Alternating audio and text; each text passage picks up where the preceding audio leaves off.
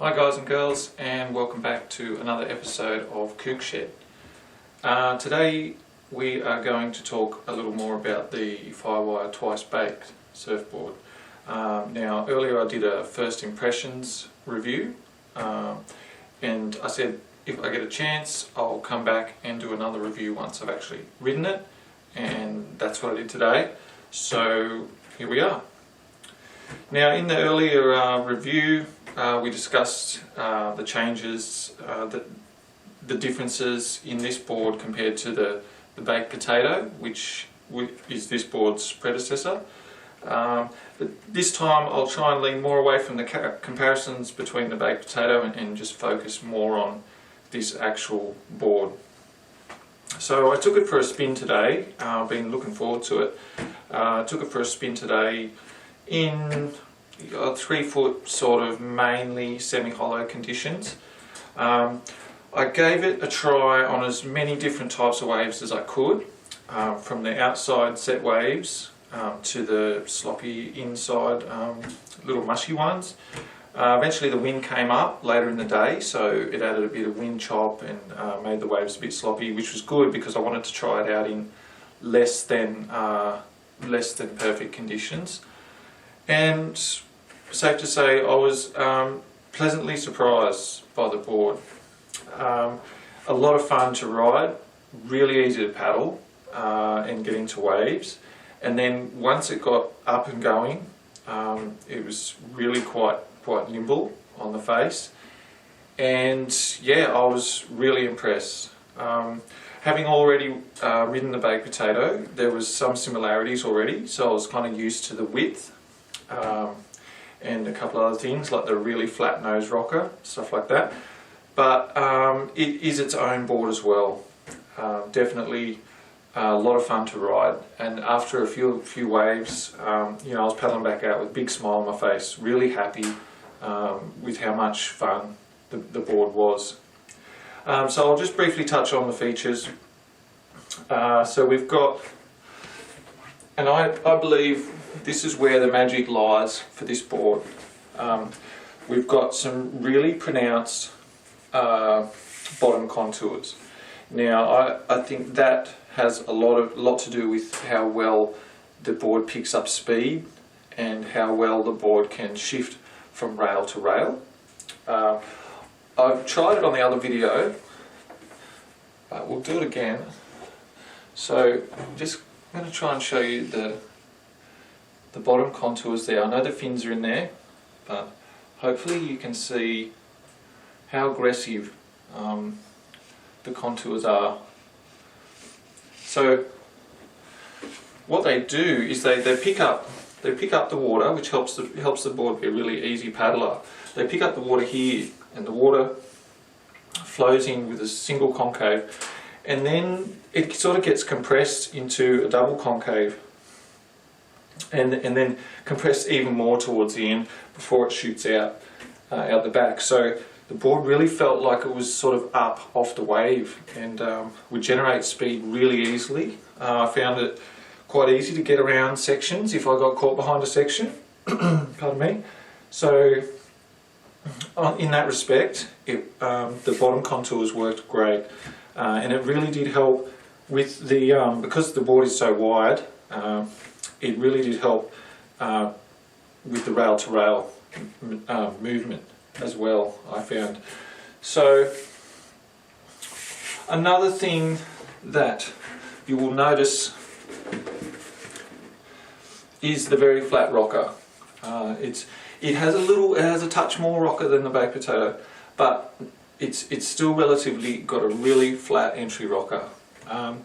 Now I was worried that it might limit its versatility, but no, it handled it great. Like, I even got a couple of waves that had pitching sections on the takeoff, and it didn't seem to purl or catch too much, especially if your foot's right on the back.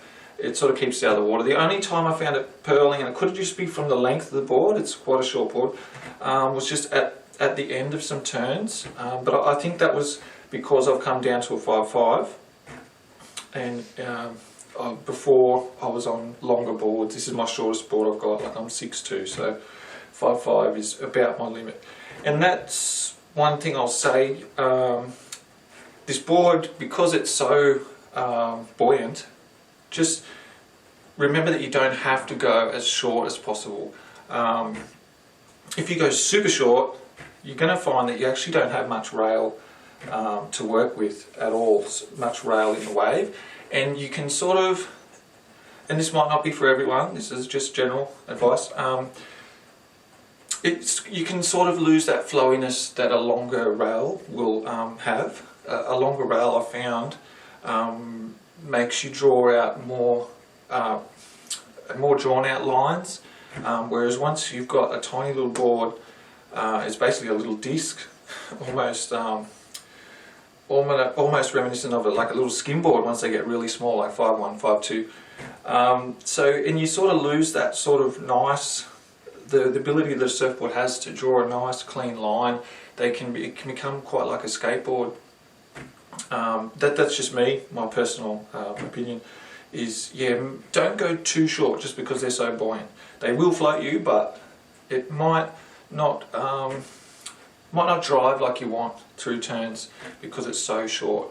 You could get one of these quite large, like for what they are. Like this is nearly 22 inches wide.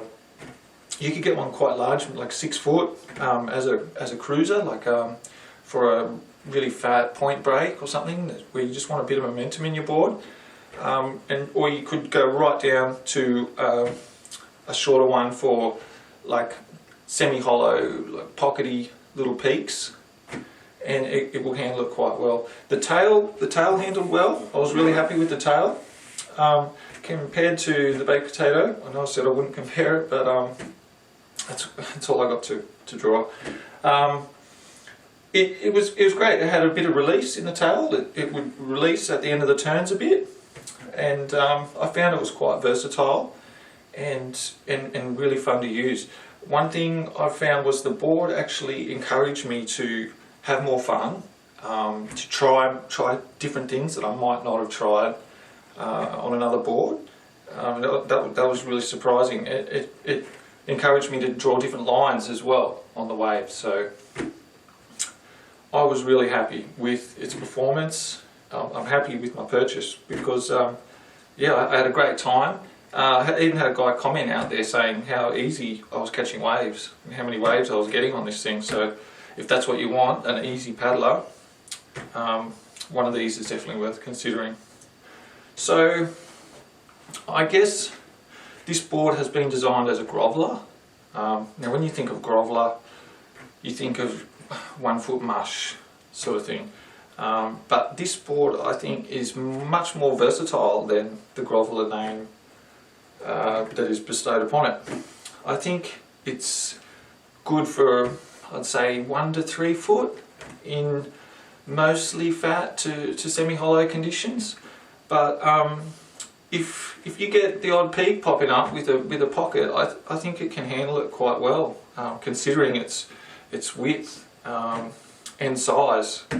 So don't just limit it to really small mushy waves. Try it on something a little bit outside its comfort zone, and I think you'll be surprised.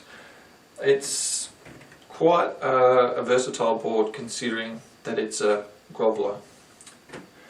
So yeah, the TimberTech finish, as discussed in the first video. If I keep referring to the first video, it's because I did one, it was first impressions, and it's in the playlist. You can go check it out too, for some other points that I probably won't include here.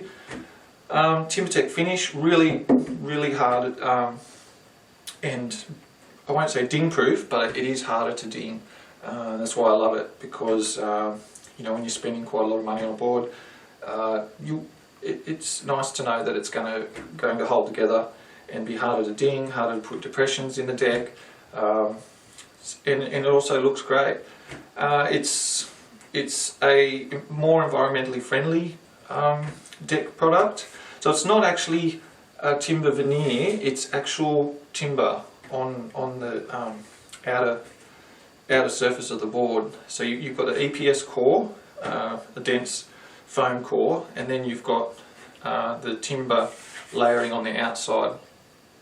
I think there is some layers between the EPS and the timber, but yeah, generally, to sum it up, it's a timber coating on the EPS, and I love the flex of it, or lack of flex. It's actually quite stiff, but it is very responsive, and yeah, I can't fault them. I don't know whether it's because I've ridden a few Firewire TimberTechs, but I really like the feel of them. They can handle chop quite well, actually. Sometimes the wind will come up and there'll be a bit of surface bump, and I find that they go through it quite easily. Some of those epoxy, the hard shell epoxy boards that you can get, I found in the wind they get a bit of bump, that you can feel the bumps, and it almost slows them down a little bit. That's just what I found. And whereas this, with these, because you're buying a board that's mostly going to be ridden in sloppier, mushier conditions, it's good to know that the TimberTech will actually be your friend in those sort of conditions. And it's not too light, but it's light enough, but it's not too light, so it's not going to bounce off every piece of chop that you get. But yeah, super fast once you got up and going, super fun. The tail works great. That nose lift is just enough to keep you out of trouble if it gets a bit pockety or at the end of turns. But yeah, find the size that you're comfortable with, based upon what sort of conditions you're intending to ride it. But don't be afraid to push it a little bit, and I think it'll pleasantly surprise you. One more thing, and the only thing I really left out was the quad fin setup. So this board's set up so that you can use a quad fin setup or a thruster setup, so 4 or 3 fins. I haven't tried it as a quad yet, but I imagine that a quad fin setup would definitely help the board pick up even more speed, because you don't have the fin in the middle, and it would also help if you wanted to push the board in like hollower conditions. Quad fins perform quite well in hollower conditions.